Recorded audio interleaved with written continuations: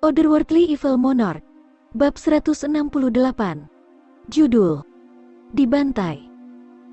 Sosok hantu yang tidak menentu ini hanya melakukan satu tindakan.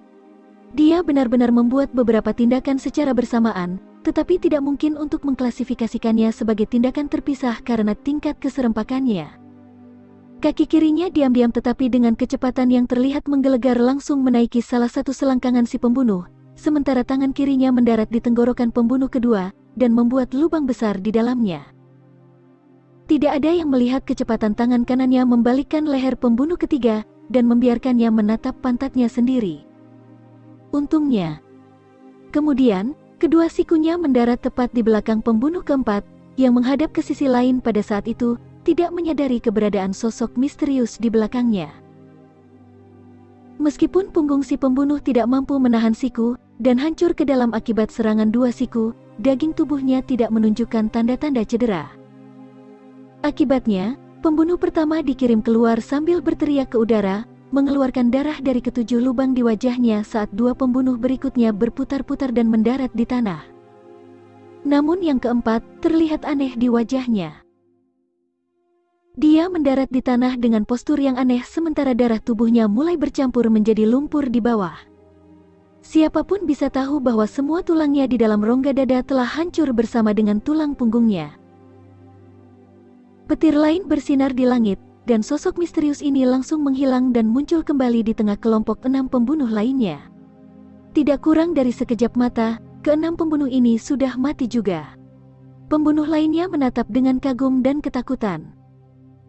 6 pembunuh terlatih dan berdarah dingin sangat rentan melebihi kata-kata di depan makhluk ini. Dia benar-benar membunuh mereka berenam tanpa meminjam dukungan dari Suan Qi-nya. Siapa di dunia ini yang mampu membunuh 6 pembunuh ahli dalam satu gerakan? Ikuti aku. Pria misterius itu berteriak melalui topeng yang menutupi wajahnya. Terbukti bahwa dia sedang berbicara dengan penjaga keluarga Jun. Tolong selamatkan tuan muda dulu. Junho meminta meski dia terengah-engah karena kelelahan. Dia belum menyelesaikan kalimatnya sebelum dia menemukan dirinya diganggu oleh pria misterius ini. Jun Mo Xie sudah kabur. Jika kalian tidak tinggal di sini maka dia pasti sudah pulang sekarang. Menyadari bahwa tuan muda mereka entah bagaimana akan mengambil jalan pintas dan mungkin telah berhasil menuju keamanan Mansion Jun, 8 penjaga akhirnya menghela nafas lega dan bergegas maju untuk bergabung dengan penyelamat mereka. Pria misterius itu tidak bermaksud menyombongkan diri, tetapi jika dia tidak berhenti untuk menyelamatkan 8 penjaga ini, maka tuan muda Jun pasti sudah pulang. Jelas, pria misterius ini adalah Jun Mo Xie sendiri. Setelah dia meminta pengawalnya untuk meninggalkannya, dia segera melepas jubahnya dan menutupi wajahnya dengan kainnya. Kemudian dia melarikan diri ke bumi di bawah dengan bantuan hukum melarikan diri Yin Yang. Jika bukan karena tugas menyelamatkan 8 pengawalnya, maka Jun Mo Xie akan langsung menuju kediaman Jun, setelah semua lokasi ini cukup dekat dengan kediaman keluarga. Meskipun Jun Mo Xie tidak cukup terampil untuk menempuh seluruh jarak dalam satu upaya tunggal, tetapi dia akan berhasil dalam banyak putaran dengan mudah. Semua orang menatap sosoknya dengan kagum. Lagian, siapa yang bisa membayangkan bahwa akan ada seseorang di dunia ini yang benar-benar bisa melintasi tanah dengan bebas? Ini benar-benar tidak realistis. Bagi mereka, fenomena ini berada di luar semua bentuk pemahaman yang masuk akal. Tidak ada yang seperti ini yang pernah terjadi di seluruh benua Suan-Suan sebelumnya. Tidak ada yang pernah melaporkan penampakan seperti itu. Nyatanya, tidak ada yang membayangkannya. Namun, Pagoda Hongjun adalah objek asing bagi dunia ini, dan telah lama melampaui batasan Suan Qi. Di dunia yang terobsesi dengan, dan terbatas pada Suan Qi, tidak ada yang mampu membayangkan keberadaan objek seperti itu, apalagi memahami makna mendalam dari seni membuka kekayaan surga. Apakah keahliannya adalah anugerah dari Tuhan, atau penampakan monster? Dia mampu membunuh 6 pembunuh yang sangat terlatih dalam sekejap. Bagaimana?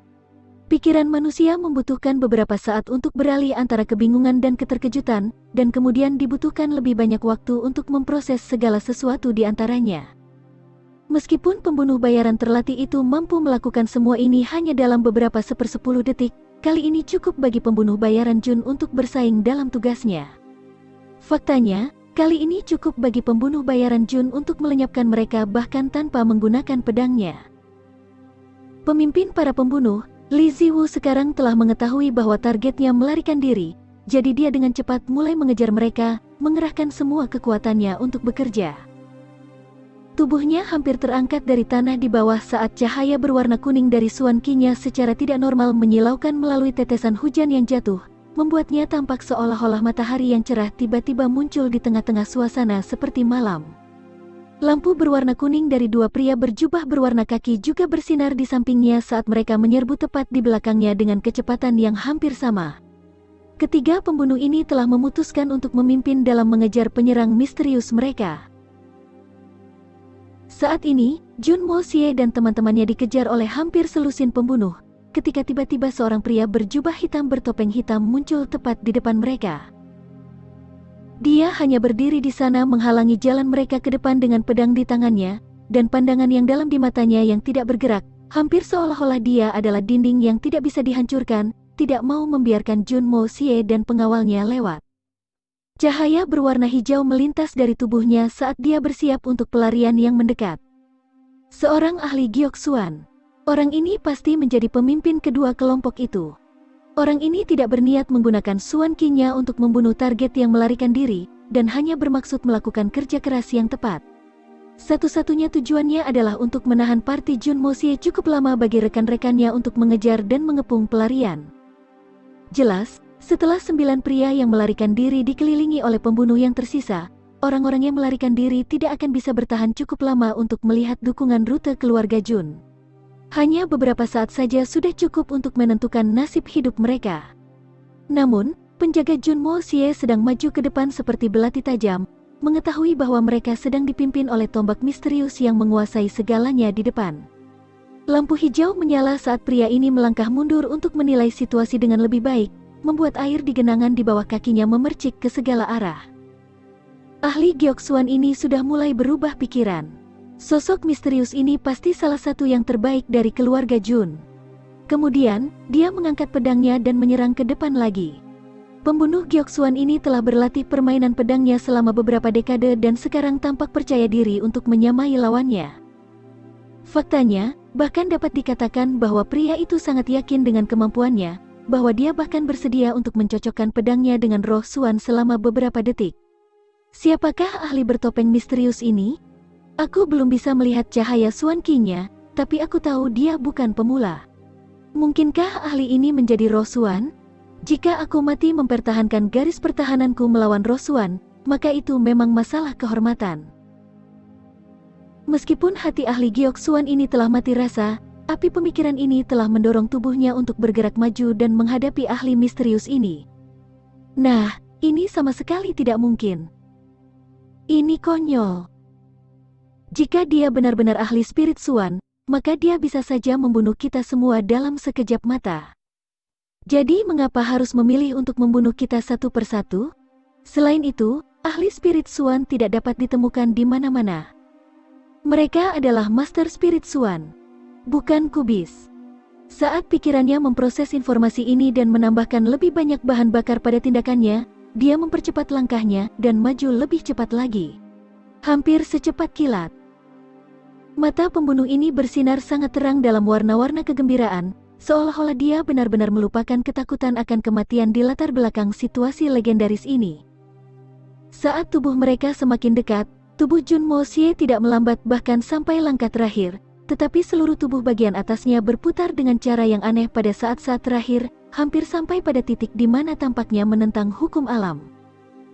Pinggangnya telah berputar dengan cara yang memungkinkan dia untuk menghadapi penyerangnya dari samping sementara wajahnya sudah melewati tubuh penyerangnya.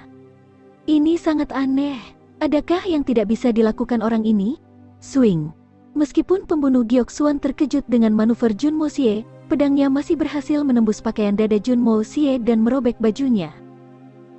Faktanya, bilahnya sangat dekat dengan tubuhnya sehingga wajahnya praktis bersentuhan dengan dada Jun Mo Xie, tetapi ujungnya yang tajam hanya mampu memotong tetesan hujan yang jatuh dari langit di atas. Meskipun gerakan Jun Mo Xie sangat cepat, tetapi kecepatan dan keahlian serangan penyerangnya berada di luar batas tubuh manusia untuk melarikan diri sepenuhnya, karena pedang itu akhirnya menggosok dada Jun Mo Xie. Tetapi pengorbanan kecil dari pakaiannya ini sangat berharga. Karena peluru seperti tubuh Jun Mo Xie telah menabrak langsung ke ahli Gyeoksuan ini, sementara tangan Jun Mo Xie telah berhasil mencapai tujuan yang mereka inginkan. Kaki ahli Gyeoksuan terangkat dari tanah di bawah pengaruh momentum besar dan inersia besar-besaran dari kemajuan Jun Mo Xie, memaksa tubuhnya untuk maju ke depan. Ya. Jun Mo Xie bergerak maju, tapi dia bergerak mundur. Tentu saja tanpa sengaja. Pikirannya masih dalam keadaan bersemangat, tapi tubuhnya mulai bergerak melawan arah perintah pikirannya.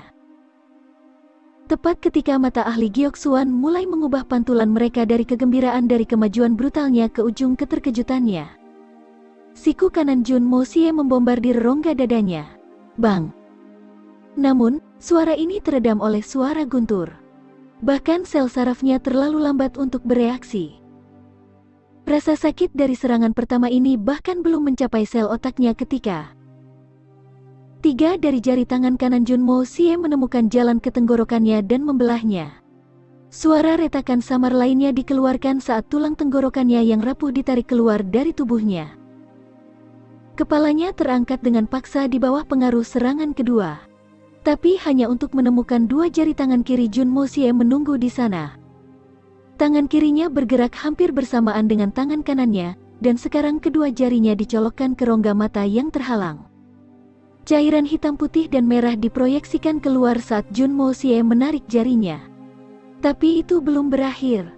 Lutut kiri Jun Mo Xie juga memproyeksikan ke atas untuk memenuhi selangkangan Gyeoksuan ini dengan harapan tabrakan berdampak tinggi.